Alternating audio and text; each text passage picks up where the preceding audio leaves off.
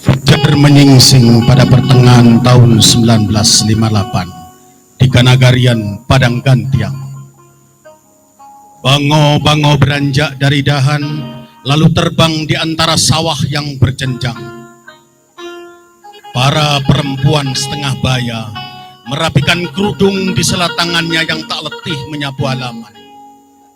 Jendela rumah gadang seperti membingkai para gadis dengan senyumnya yang sesejuk embun. Matahari mulai membagikan cahayanya, menyapa seorang ibu yang bernama Samsiar atas kelahiran buah hatinya yang kedua. Buah hatinya yang kedua yang lahir dari cinta suci seorang ayah yang bernama Muhammad Qasim. Buah hati itu kemudian diberi nama Musliar.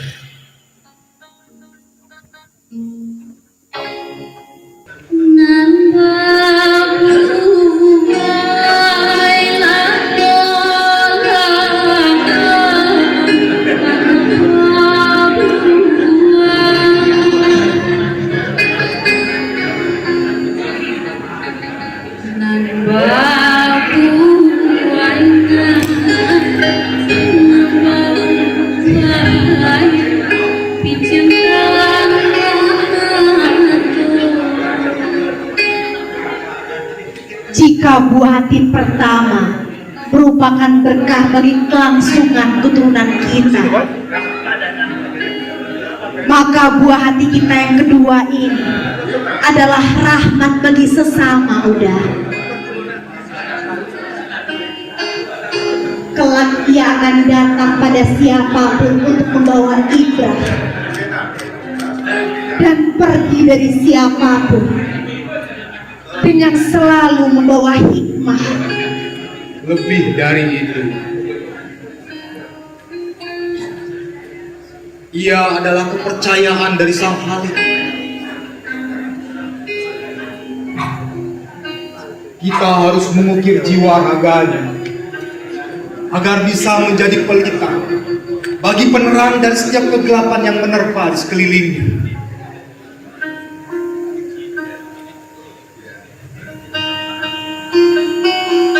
Ingat istriku,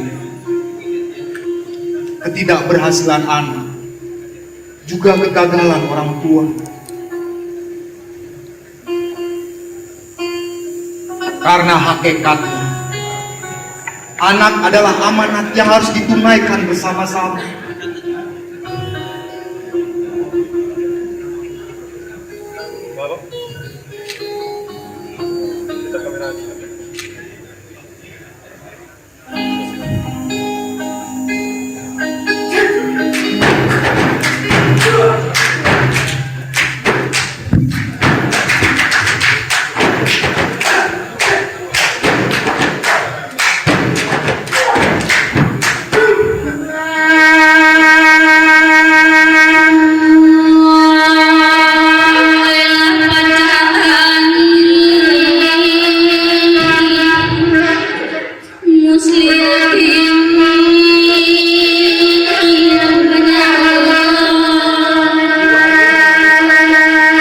Waktu pun tak putus meninggalkan jejak.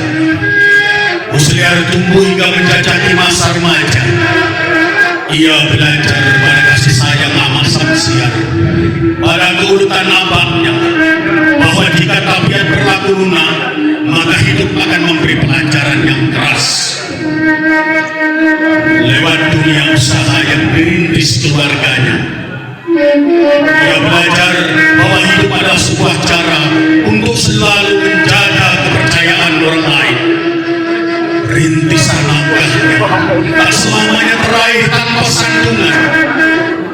Ia mendekap dadanya dalam senyap selepas bersujud kepada Ilahi Robi untuk membesarkan hati karena tak bisa menjejakkan kaki di kampus pujaannya.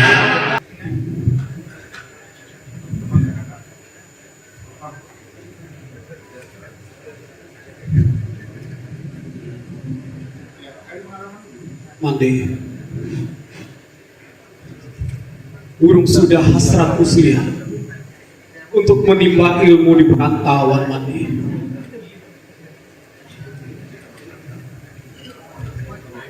Allah selalu memberi kita yang terbaik, nah. Ia hadir bukan untuk memenuhi keinginanmu, tapi ia hanya akan datang untuk menjawab kebutuhanmu, nah. Allah selalu tahu apa yang kita butuhkan. Meskipun apa yang kau butuhkan itu seringkali sangat tidak kau inginkan, nah. Musliar, jadilah yang baguno untuk kampung halamanmu sendiri, nah. terima kasih atas kesejukan dan semangat yang Mandi nasihatkan. Tapi apakah cukup bagi Musliar untuk bijak jika tak meraup pengalaman dari negeri seberang? Mandi, Musliar, seekor burung selalu bisa mengepakkan sayapnya sejauh yang ia inginkan. Meskipun ia selalu mengawalinya dari bahan yang paling dekat dengan sarangnya.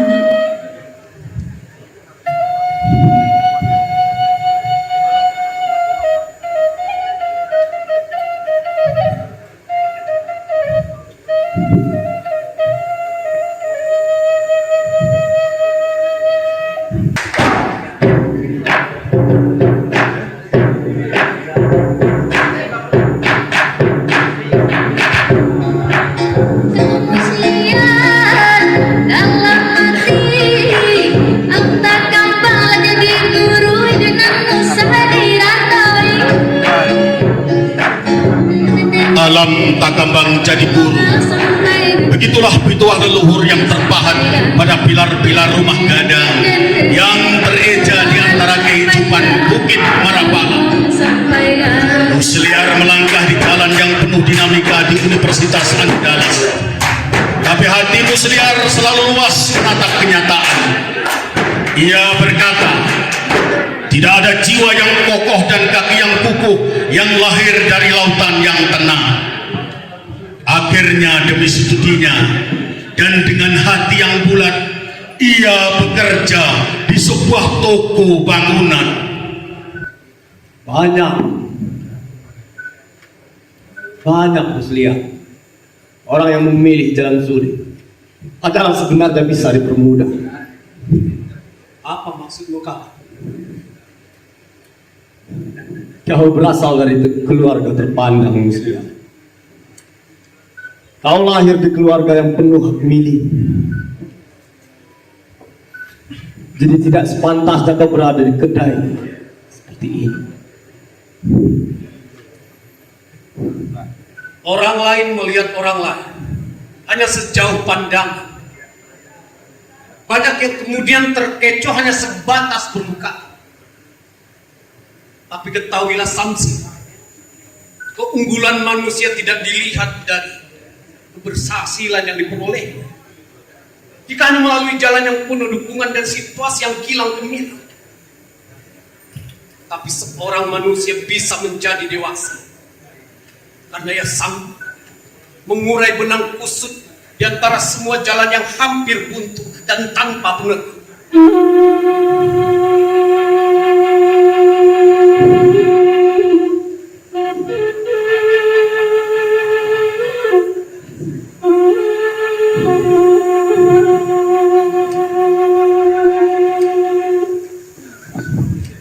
Tahun 2006, kampus Lima Manis dipalingi awan putih berarah. Awan-awan itu menyisir perbukitan seolah merindangkan sekitar kampus dari terik. menyemikan asa di hati segenap penghuni. Tahun itu adalah tahun dilantiknya putra terbaik Universitas Andalas, Profesor Dr. Insinyur Haji Musliar Kasim MSI sebagai rektor baru. Begitulah musim demi musim berganti, asa Profesor Dr. Musliar Kasim akhirnya terkabul.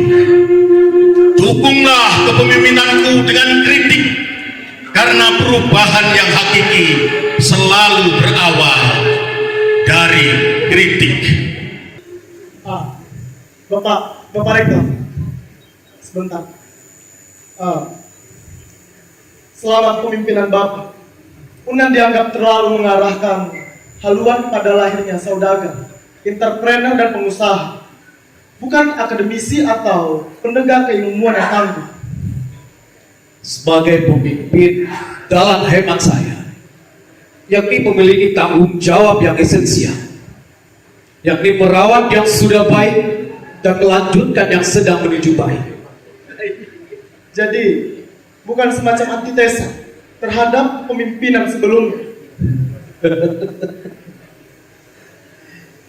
Pertanyaan itu timbul dari konklusi Anda sendiri. Saya tidak pernah berpikir ke situ. Yang saya yakini kesadaran filosofis. Kalau kita orang Minang juga wawasan agamis, itu pondasi. Tapi pondasi tidak akan bergerak secara signifikan jika tidak ditopang oleh kemampuan kreativitas dan kemahiran berinovatif. Baik, terima kasih Bapak. Sadari dayo dalai tagi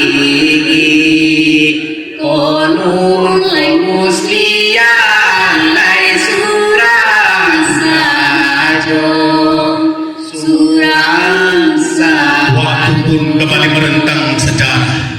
Sebagai jawaban atas kritik tersebut, di bawah kepemimpinan Profesor Dr. Musliar Kasim MSI, Unan justru tumbuh menjadi perguruan tinggi yang berkembang pesat. Bahkan dengan gerakan subuh berjamaah yang diinisiasinya, Unan telah mengukuhkan diri sebagai kampus dengan pondasi intak yang kokoh. Atas keberhasilan ini, Profesor Dr. Musliar Kasim pun mendapat amanat baru sebagai Wakil Menteri Pendidikan dan Kebudayaan. Selepas pelantikannya, matanya berkaca-kaca. Ia ingat amaknya yang selalu memberi pesan agar tak murung dan pesimis. Ia juga ingat abahnya lewat kredo pahlawan yang dikutipnya. Kemenangan terindah adalah jika kamu bisa mundurkan dirimu sendiri. Selepas amanat itu dan seiring dengan kampus terpadu Universitas Baitur Rahmah yang makin semerbak, Profesor Dr. Musliar Kasim MSI dipercaya menjadi rektor Universitas Baitur Rahmah. Ia telah bertekad untuk mewujudkan Universitas Baitur Rahmah sebagai kampus yang menjadi lahan kepekaan dalam merespon masalah sosial. Ia selalu berikhtiar agar Universitas Baitur Rahmah berjalan selentur aliran air, menjaganya agar sejernih mata air, dan menumbuhkannya agar sebermanfaat air. Suatu saat ia akan berpidato untuk sivitasnya dengan lembut, tapi tidak kehilangan ketegasan. Pidato dengan metafor air sesuai topik pidato pengukuhan guru besarnya. Saudara-saudaraku, jadilah seperti air yang mengalir di sepanjang sungai. Lihatlah betapa saat membentur batu atau benda-benda keras, dia akan memecah dirinya, membentuk curug dan aliran baru. Tapi jangan belajar dengan apa yang terbawa oleh aliran air. Sebab yang terbawa oleh aliran air akan selalu mengikuti arus. Ada saatnya kita harus melawan arus. Sebab yang selalu mengikuti arus hanya sampah dan ikan mati.